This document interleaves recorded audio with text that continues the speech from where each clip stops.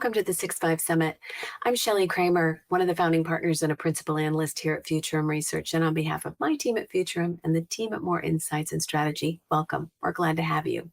In this spotlight session, Futurum's Daniel Newman talks with Aruna Ravichandran, the Senior Vice President and CMO at Webex by Cisco, about how Cisco approaches hybrid work, some key challenges to consider, and some solutions that they have developed to ensure happy, satisfied, and productive employees.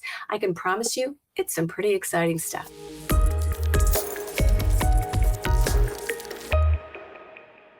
Aruna, it is so good to see you, and I'm thrilled to have you here at the 2022 6-5 Summit.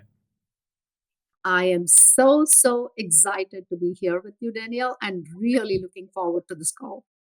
Well, this, being part of the collaboration track, everybody here is pretty stoked about hybrid work. So we aren't sad that this isn't in person, but I will say it has been too long, and I do hope maybe at Cisco Live we will cross paths, and if not, at some time this year, because I think the last time we actually got together was probably 2019, which is.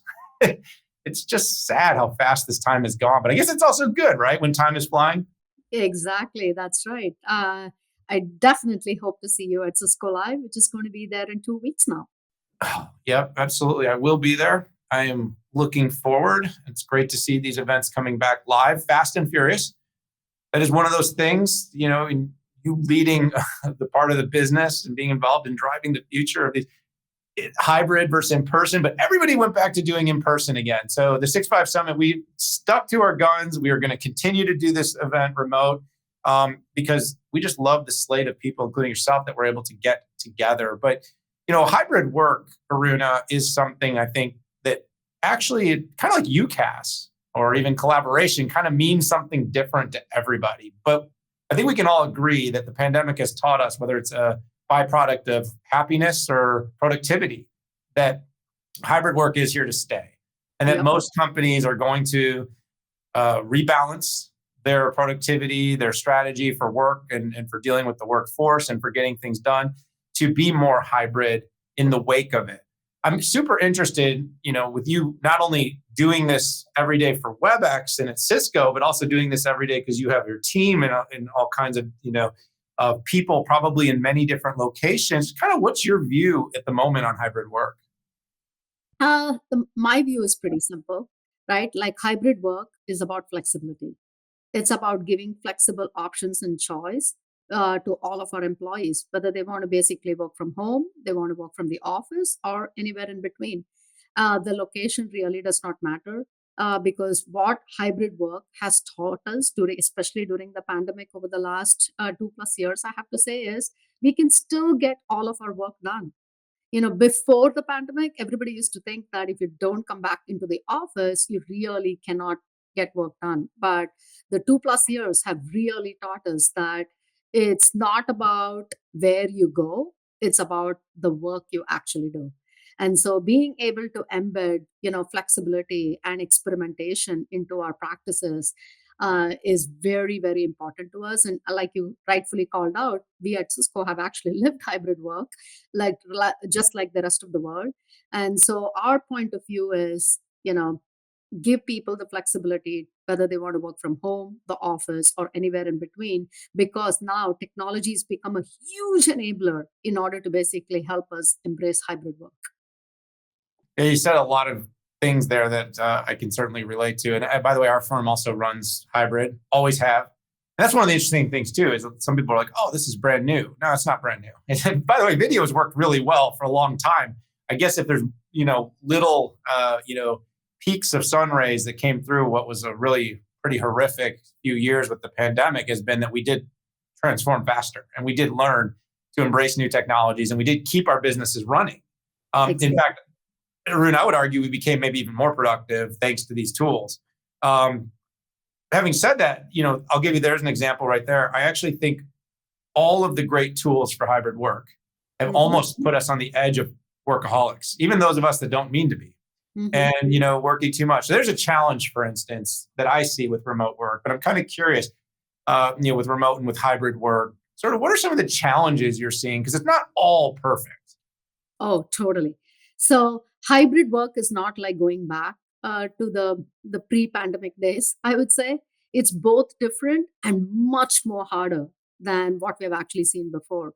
And in my mind, I see four big challenges when you think about hybrid work. The first one is something which everybody's talking about in the industry. It's about the growing concern about employee well-being, especially the mental health part, and combating with video fatigue, right? Because we all spend a lot of our times going from back to back calls across the board, and that in turn has an impact with respect to both the video fatigue, which in turn impacts the employee well-being. The second one is there is also a concern that with hybrid work, now people have a choice whether they want to work from home or in the office or anywhere in between. Previously, people who actually came back into the office, they felt that they had the opportunity to have those face to face interactions. Now, if people are going to continue to choose the flexible option on being remote, how do you ensure that you create an equal seat at the table for everyone?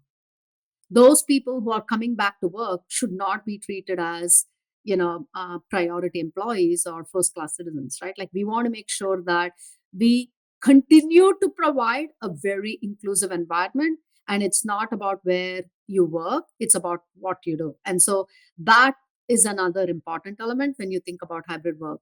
Third one is the growing concern on real estate. Every CIO I've actually talked to, as well as the facilities leader, this is one of their top strategies which they have in mind, right? Like, are they looking to see what kind of savings they can actually get by reimagining their real estate footprint and their office footprint. Before the pandemic, not every office was equipped with video conferencing technology because people would meet face to face. And now every one of the CIOs, CXOs in IT are rethinking about how do they reimagine the real estate. So, and that is another big challenge. And last but not the least, it's about, I think the world of IT got even more tougher because during the pandemic everybody had to shift about thinking about how do they manage the experience from all of their employees homes. Now they have to not only manage the employees homes, but they also need to continue to provide that same kind of an experience when people come back into the office, maybe 2 days or 3 days, right? Like, security continues to become an important element, manageability becomes an important element, and I think IT's job just got a top notch harder. Yeah, I agree with all of that. And you mentioned a few things that I'd like to maybe ask you to drill down into a little bit more. You talked about well-being. You talked about fatigue. Those are two things that I was kind of, alluding to when I talked about hyper productivity. Burnout, right? This great resignation that people are talking about. Well, I think part of that is people burned out, and it just created almost like hey, you got these great tools, and now I can be face to face all the time, and I can be working 24/7. By the way, no breaks between meetings. I mean, Aruna, without, it sounds a little funny, but some of us, I feel like we had to negotiate bathroom breaks. Like, when do I eat?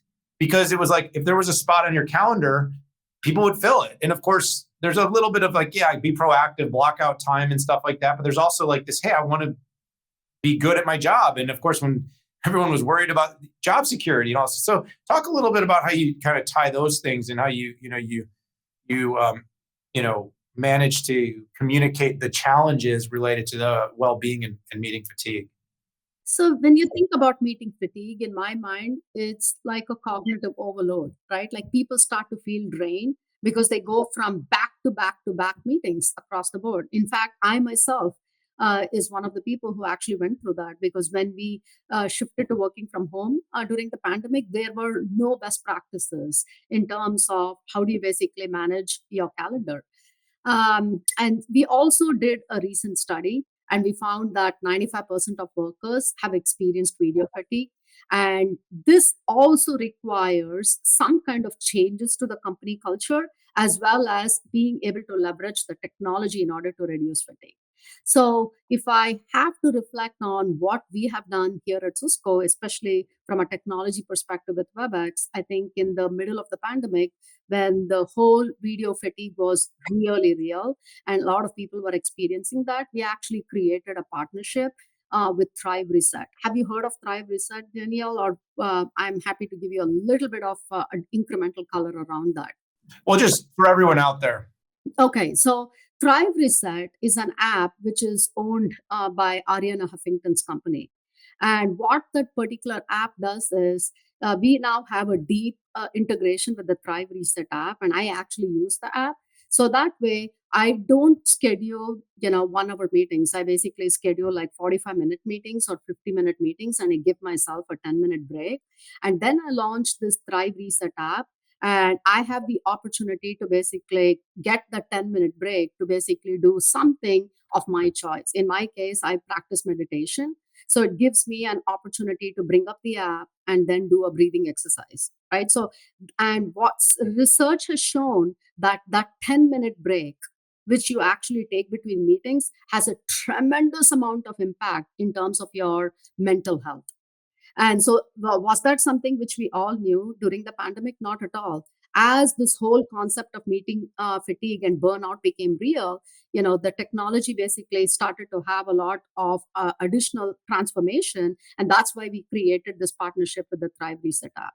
The other things we also started to see is when people are working from home specifically and now coming back into the office, as people are reimagining their real estate, background noise tends to be a cognitive overload, right? Like imagine if a lot of the spaces are going to become open spaces, or you continue to work from home from your kitchen or your family room or any one of the shared spaces, you'll always have people in the background.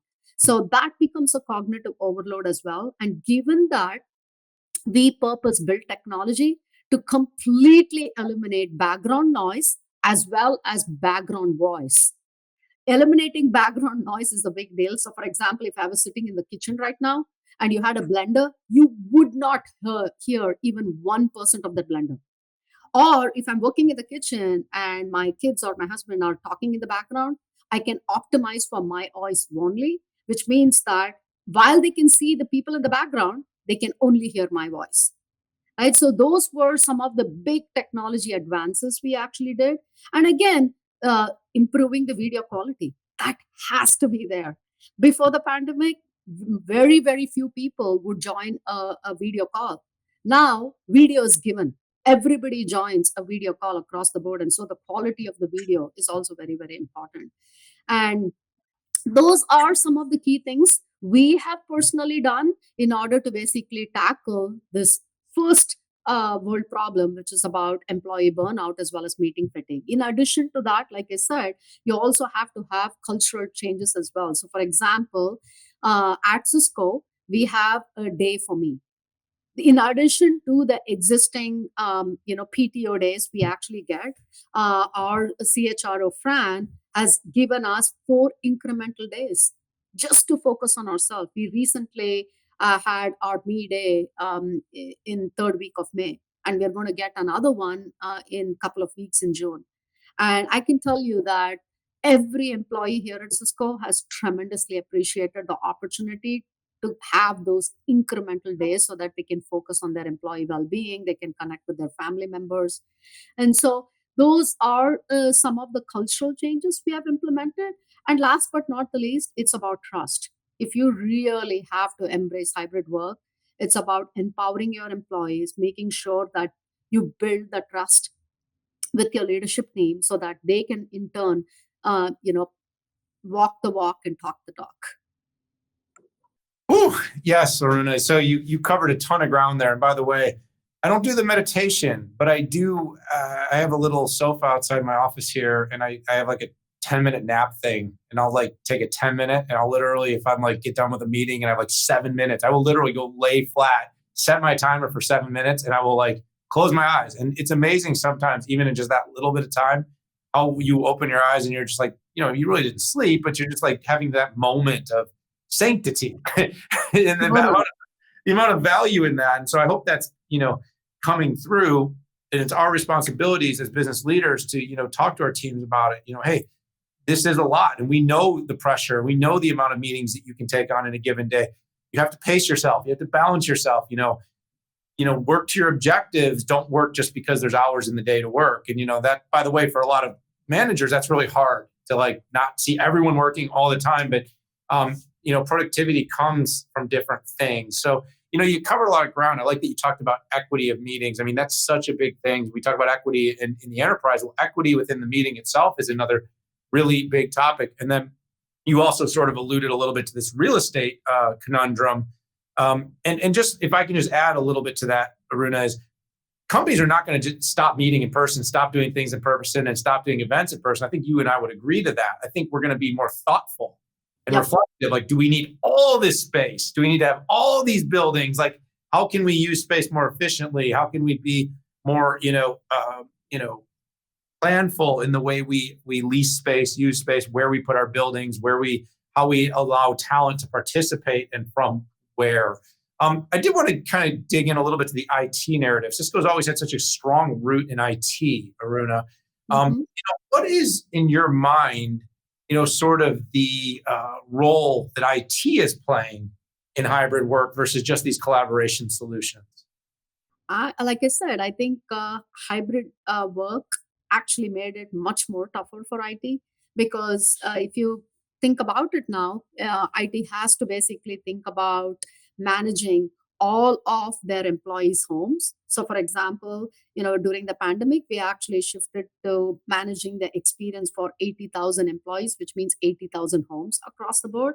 But that's not it. Now, with hybrid work, you still have to continue to manage the office and buildings, right? Like the real estate, so that you can continue to provide the same kind of an experience whether people are actually working from home or in the office or anywhere in between. And so that is one important element, right? So being able to manage across thousands and millions of workspaces across the board, whether it is home or remote, does not matter. And then provide a single pane of glass. That is not something easy to do, right? Like because it's about the bandwidth with networking. It's about the security, and just think about how complex it got for IT when you think about this whole concept of manageability and security. And if you think about it, IT, in my mind, which used to be siloed, is no longer going to be siloed. ITs and facilities, which usually are in different groups, now need to really play well together. If people are going to start reimagining their workspaces, you also have to have that pulse with the IT team. It can be done in silos, and that's another shift and change which we saw with respect to hybrid work, where HR and facilities have come together in a very very different way. And last but not the least, I've started to see an incremental transformation in many companies, including Cisco. For example, facilities now sits under our CHRO, and it's not just at Cisco. I've started to see that same kind of paradigm shift in many, many companies. And why is that? Because when you think about the planning, when you think about space allocation, when you think about safety, when you think about sustainability, when you think about employee productivity, when you think about efficiency, they are all goals which impact employees. And who specifically is responsible for that? It's actually HR. And that's why now you see that facilities actually starts to report to the CHRO, because there is a blend over there. So in my mind, when you think about the role of IT in hybrid work, it's not just IT. There are going to be three important functions which need to come together like a perfect storm, right? Like it's IT, it's facilities, and HR. That's when you can truly make hybrid work work. Well, I think that there may be a perfect way to sort of pull this all together, Aruna. I mean, we've covered a ton of ground. What happened, where it's going, and then of course this. By the way, first time I've really heard it that way, and so I've got to say I like that, because you're sort of we like to say things like people process tech or people process culture tech, but when you think about it functionally, what are the actual fundamental capabilities in an organization that need to be available and capable to deliver on the promise of hybrid work in this new era? So, Aruna, I want to thank you so much. Brilliant. Really enjoyed having you as part of our 6.5 Summit 2022. We're going to have you again soon. Look forward to that, Daniel. Thank you so much for having me today. Really appreciate it.